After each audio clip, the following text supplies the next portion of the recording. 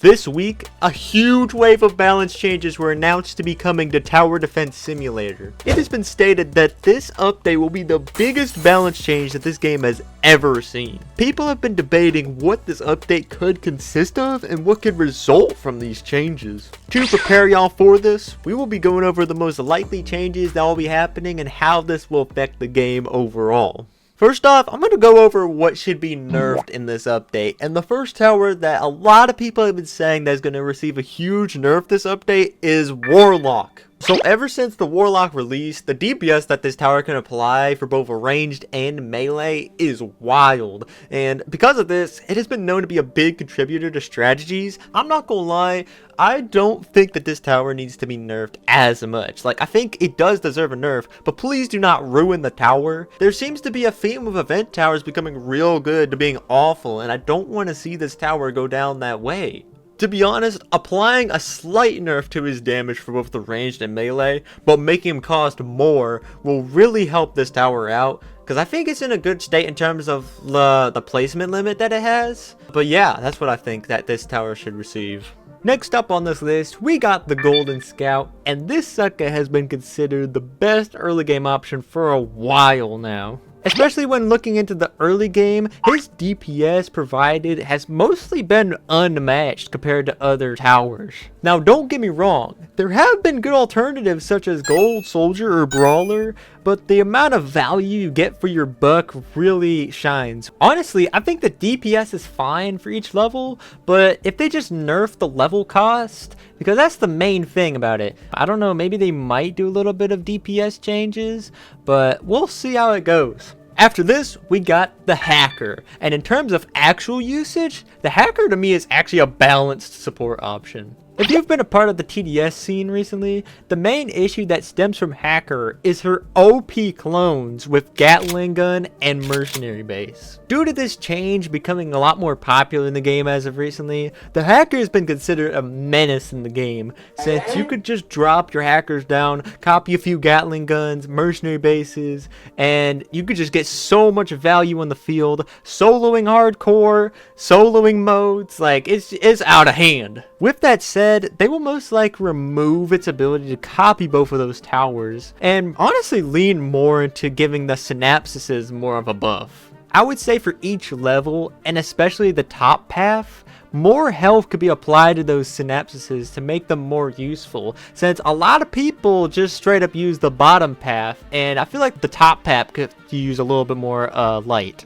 After this gets implemented into the game, it will make the top path Hacker a more viable option. The bottom path will still be good, don't get me wrong, but just those two towers just won't be included when they start copying. Next up, going along with what we just said, we're going to be talking about the Mercenary Base. So like we just mentioned, it went along great with the Hacker combo, which was a big issue. Not only that, the stacking applied from the units on the Mercenary Base adds so much damage to the field, especially when you have freaking Riflemen, the Riot Guards. You already know the Riot Guards have been good, but just the damage overall, if you have all these suckers on the field in one area, bro, it is insane. If I were to mention a nerf for this tower, it does say that the units have a lifespan of 240 seconds while on the field, but I've never truly seen that in action. What I would like to propose is decreasing this lifespan even further so that the stacking of these units does not get too chaotic. In terms of the stats for each unit, the Riflemen might get a slight damage nerf, and the Riot Guards might get their health nerfed a bit, but honestly, just having that stacking on the field just is the main issue. Another idea that I had in mind to make the Field Medic a more viable option, because the Field Medic is like the least used unit, is giving other units a slight fire rate buff, like how the actual medic works in the game for other towers. I don't know if this would necessarily be broken, but it would be cool to see that implemented, you know what I'm saying? I just feel like it's not used enough, so giving that ability might make it broken, but hey, that's just an idea. The last tower that I have on my nerf list here is the one and only Accelerator. You already know this has been known as the go-to late game tower for this game. It has been what most other towers have been trying to compete against in this game to be a better late game option, and I feel like nerfing it would make way for some of those more underused late game towers. So the DPS at all levels except max and maybe even level 3 are pretty balanced to me. What I think should happen is to nerf the damage for both max level and level 3, and just providing more overcharge on both of those levels is probably the best option. For example, the Accelerator at max level does 100 damage every 0.1 seconds with 2,400 overcharge. We could honestly nerf the damage a little bit down to like 90, and then the overcharge can be buffed to like 2,700 or something like that, so it doesn't drain as quickly. So if you were to do the math, currently in the game right now, the Accelerator shoots for about up to 2.4 seconds. After my proposed change goes live, that would make the Accelerator shoot for about 3 seconds instead, which is not that much more in the grand scheme of things, but if you're considering a match, that extra 0.6 seconds could mean a lot when defeating enemies. This will not only just make the tower more balanced within the meta of the game, but it also just makes it shoot longer for both those levels, which is what I think really lacked on both of those levels. So that's what I would say for an overall balance. Alright, now let's go over what should be buffed in this update, because there's quite a few. First off on this list, we gotta talk about the Pursuit. Recently, this tower has not been performing as well due to other towers simply having more DPS. Even the freaking gold minigunner has more DPS. Now in terms of flying detection, Ranger has also been outclassing him in that category as well. I mean, it's still usable, but like, just why would you not use Ranger? I think for both paths of the Pursuit, they need more damage output since their decreased placement limit of 5 really does not sell it. Additionally, this might be a mistake, but the hidden detection for the bottom path could be switched up to the top path, but make the rockets do way more damage compared to the top. If we were to look at the stats of these rockets for max level at the bottom path, they do 60 damage and they come out 8 at the time, which is pretty dang good. But you gotta remember, bruh, this sucker has 5 placement limit. Once again, I just feel like it doesn't do enough, bro. I could even honestly see it going up to like all the way to 100, believe it or not. For as low as the damage is on the single target, like, we need some more representation up in here for the bottom path. Even the top path could use more single target DPS, not the rockets, but just single target. Because right now, for $69,550, it does get 26 damage per 0.093 seconds, which equals to be 250 DPS. Honestly, I can see that going a lot more. I ain't gonna lie. We'll see how it goes into Wednesday, but that's just what I will say, making both of these paths better to compete with. Next up on the list, we got the golden minigunner. It has not necessarily been the worst form of DPS, but it's been outclassed by other better options such as Warlock, Accelerator, Engineer. To me, the main drawback that this tower has had is the placement limit of 12, which was the main thing that made it stand out when it originally was popping off. Now, I don't think that it necessarily needs to have infinite placement limit, but increasing the limit up to like 15 already makes it a more reliable option of DPS. Along with building up all these minigunners, the cost for each level needs to be lowered a little bit, because other towers get more damage for less cost, and if you're going to be investing all this money to get all these towers on the field, you ain't going to be paying for that much. That's going to be like freaking $1 million, bruh. Just like Pursuit, this can make him a better option to consider for the late game and loadouts, and could honestly see a lot more competition going forward. For our next buff, I put both the Gladiator and the Executioner together.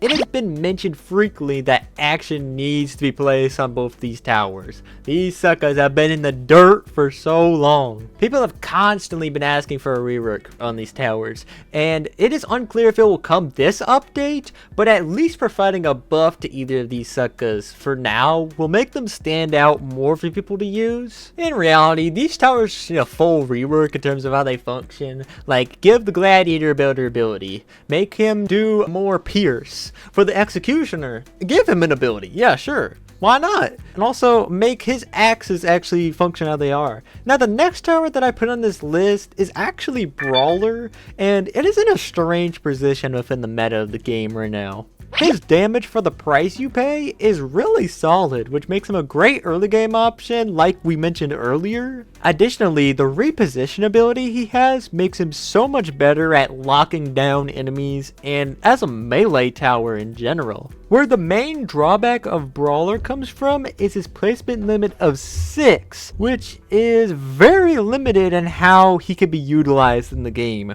Before the Brawler was nerfed, this limit was 10 and people were calling Brawler OP back then. I think a good middle ground for this tower would be making the limit 8 while adjusting the DPS from each level accordingly. As a result, this will make the Brawler a better investment to unlock while holding back on making him too strong in the late game overall. Next up on the list, we got the Ace Pilot, and I'm gonna be real, I really enjoy using this tower, but it just does not do enough to justify using it. When having it for the early game, it is very awkward since you just gotta keep flipping the plane around to finish off enemies, which makes it super tedious. I understand that this is like the whole mechanic behind Ace Pilot, but it would benefit so much more if it had more range to attack within. I will say, the DPS provided for each level is generous for how little it costs, but that is just because this sucker can only attack an enemy for like 2 seconds before losing that target. With that said, giving the Ace more range and maybe a slight increase in DPS to compensate for his flight pattern would work best, and we might actually see some play in early game if this all goes well. Our last tower we got on the list of buffs is the Necromancer. For the longest time, this tower has been seen as a hidden gem in the game and could really use a buff to truly define itself. It's one of those towers that could do crazy damage, but just needs another high DPS tower to carry out most of the job. Since the placement limit on Necromancer is 3, there is a higher reliance on Necromancer summons to pop off, which should be how it is treated, but I think Necromancer should be able to put up a better fight for itself. Across all levels for Necromancer, I think an increase in the DPS and maybe make the soul limit higher to balance the tower out will help out entirely. You know how Necromancer has 3 different beams that it shoots out at max level? Well, I had an idea to make it so whenever a beam is not used, it adds more DPS to every other beam until all the DPS combines into one beam that is left. You know how cool that would be, bro? This would overall make Necromancer a more reliable option against single target and make him more competitive. Now, I want to talk about my thoughts on the Tesla Tower coming for this update. So, what we know about the Tesla Tower so far is that it will be an intermediate tower and it will do high amounts of damage to chains of enemies. Along with this, it also says it's going to be coming with an active ability to help out with the team, which sounds I don't know what that would be like, but I'm pretty excited to see how that would work. Bro, I'm just thinking of ideas of what this would be like, bro. It's going to be like freaking zap the entire map or some crap, bro. I don't even know. But yeah, it sounds really interesting so far, but here are my concerns with this tower right here. The elephant in the room is how Tesla will affect the Electroshocker. And I'm gonna be honest, I'm a bit worried about Electroshocker, man, but I think it will be balanced fine. What I'm hoping for is that it can more serve as a synergy between Electroshocker rather than a replacement entirely. You know how Harvester has a secret synergy with the farm with his ability? I'm thinking this is how the freaking Tesla is going to work with the Electroshocker. I don't know how it would work. Maybe it does more electricity or more damage, but I hope that's what they do, man. Anyways, I hope this video is giving y'all a bit more insight into what to prepare for in this balance change. I know this video wasn't exactly everything that might come with this update, but I just wanted to highlight some of the more important ones that I think are going to come. Let me know down in the comments what you think will be nerfed and buffed in this update, because I'm pretty interested to see what y'all think of this. If you were looking to see more breakdowns of what these updates will be like in the future, subscribe, like, do all that jazz, and as always, stay strong, Violet Reapers. Pillar fish from San Diego, San Diego, San Diego. Pillar fish from San Diego, San Diego, San Diego. Pillar fish, San Diego.